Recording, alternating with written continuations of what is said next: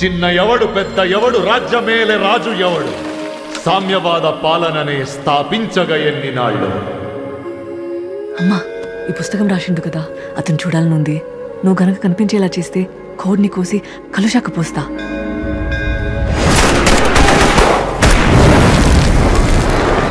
ఈ అక్క రవణతల వచ్చిందిరా.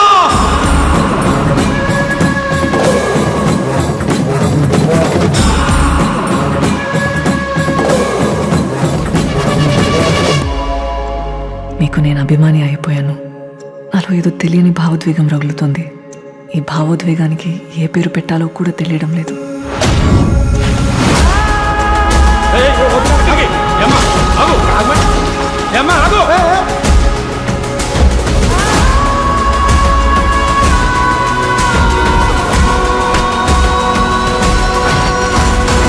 ఈ నక్సలైట్ వల్ల ఏమన్నా ఉపయోగం ఉందా? మా ఊర్లల్లో మా ఆడోళ్ళ మీద అత్యాచారాలు హత్యలు జరిగినప్పుడు ఏ పార్టీ వాళ్ళు వచ్చారు సార్? మా అన్నలు వచ్చారు సార్. నోరు లేని సమాజానికి నోరు అందిస్తారు సార్ వాళ్ళు. రవాణ చేస్తున్న మామూలు వార్ కాదు సార్, గెరిల్లా వార్. అడవిలో ఉన్న ప్రతి చెట్టు పుట్ట అతని రక్షణ కవచాలు. ఈ కళలో నిజాయితీ కనిపిస్తలేదా? ప్రేమ కనిపిస్తలేదా? ఇక్కడ రాత్రి ఉండదు, పగలు ఉండదు. ఉన్నదల్లా ఊపిరికి మధ్య ఊపిరి సలపరిత యుద్ధం మాత్రమే. కొన్ని వందల మంది అమరులయ్యారు తెలుసా? అసలు చౌకే ఎలా ఉంటుందో తెలుసా? తెలుసు.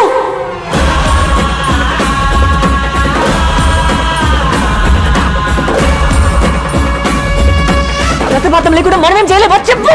రక్తపాతం లేని ఎక్కడ మనిషి పుట్టుకున్నాడు ఉంది.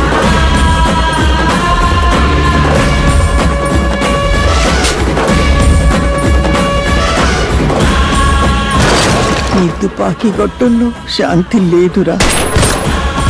శాంతి ఆడపిల్ల ప్రేమలో ఉంది. ఈ బూర్జువా వ్యవస్థలో మనిషిని నమ్మించి మోసం చేసుకోవడానికి మాత్రమే ప్రేమ పనికొస్తుంది. నీ రాతల్లో నేను లేకపోవచ్చు, కానీ నీ తల రాతలో మాత్రం ఖచ్చితంగా నేనే ఉన్నా.